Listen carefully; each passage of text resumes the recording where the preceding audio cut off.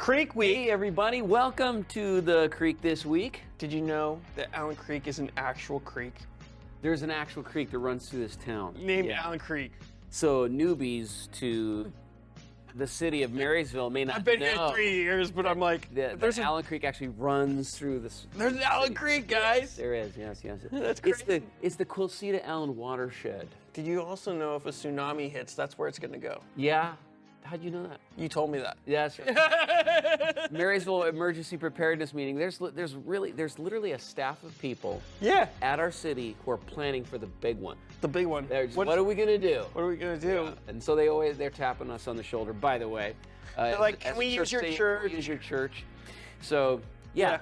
And how are you gonna transition us from that to what we're Right. talking about now? We said yes, you can use our church. Yes. Now, the reason why we would say that is because we worship an amazing God, Yeah. right? Yeah. So that's what we're going to... Something like that. I don't know how... By the way, hey, you did a great job this weekend. It was Oh, awesome. dude, it was amazing. I know. So good. Those You cookies really- were amazing. You hit it out of the park. It was I appreciate your amazing. teaching, and it was life transformative, and it's incredible. Yeah, it's no pressure. Okay. But hey, that actually moves us. So you're talking about how the Holy Spirit Yep. transformed us from the inside out, and so much of the transformation journey is about this love relationship Yep. that we're developing. I love how It's interpersonal. Yes, and so and that moves us into the series that we're going to start this weekend, which is called Calling on Heaven. So in our G's, we get to glorifying. That's right. So we're looking at this upward focus of our love relationship with God and how it translates into us becoming worshipers. And so to connect it to what you were talking about, I think Romans 8 has this incredible phrase, right? For God's Spirit testifies with our spirit that we are the children of God, and by Him we cry, Abba, Father. And the intimacy of that, I don't think we should ever get over that. No, I think there's this deep connection to God that we are designed for. You talked about that a few weeks ago. Was just that what were we made for? We were made to glorify Him, Yeah. to love Him, to be in relationship with the Father. And so oftentimes us as Christians, especially those of us that have been longtime believers, it's almost like a marriage.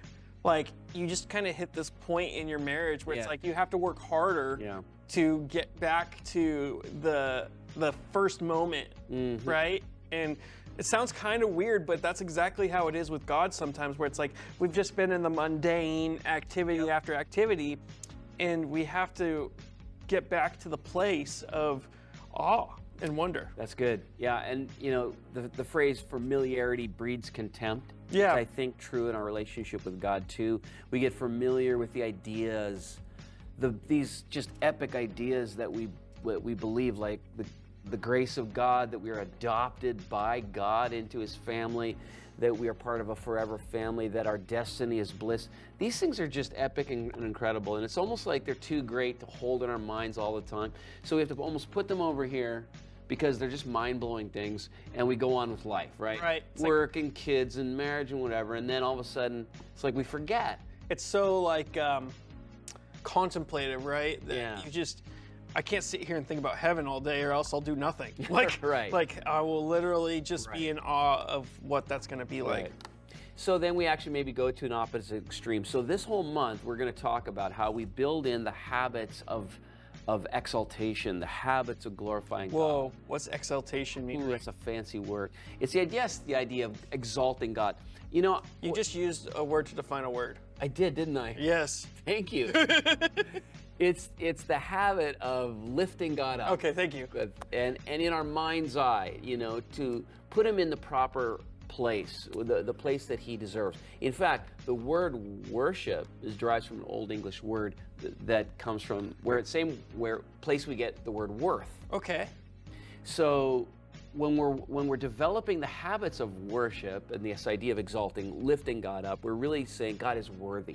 Ooh. He's worth my life. He's That's a worth nugget. my devotion. He's worth my affection, my heart's affection.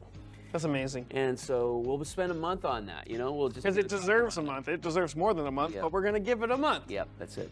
And I think it's going to be a really great series. And I think especially for us, our new believers, or if you have any friends that are kind of mystics or stuff like that, that could be a really cool series for them to kind of experience what God has for them, and what does it mean to have a relationship with God that is a little bit more outside of my comfort zone. So I will challenge our congregation that it's going to be a little uncomfortable sometimes. We might do some things. But I think, I love that you brought that up, because worship does tend to be one of those habits when, if you're entering into public worship space and you're either investigating faith or just kind of new to it, because of its intimacy, it's the thing that can be most awkward. One of my favorite quotes, Rick, is from you. Is you said to me, sometimes worship just seems like you're walking in on a couple making out on the couch. And I just was like, wow, that is true. I had never heard it said like that before, and I think a lot of first-time people, investigators, new Christians, can feel that way. Yeah, they can. So here's where I think we lean into the fact that a lot of us pride ourselves, even before we came to Christ, in being spiritual people. We're spiritual but not religious, and we looked at Christianity as formal religion, rules-driven, incorporated, lawful. The church, #C or whatever, the C, incorporated church. So to the extent that we lean into the idea that while we're spiritual, we're loosey-goosey. We're not the formal kind of spiritual person, which Christians are. We're the informal kind. Well,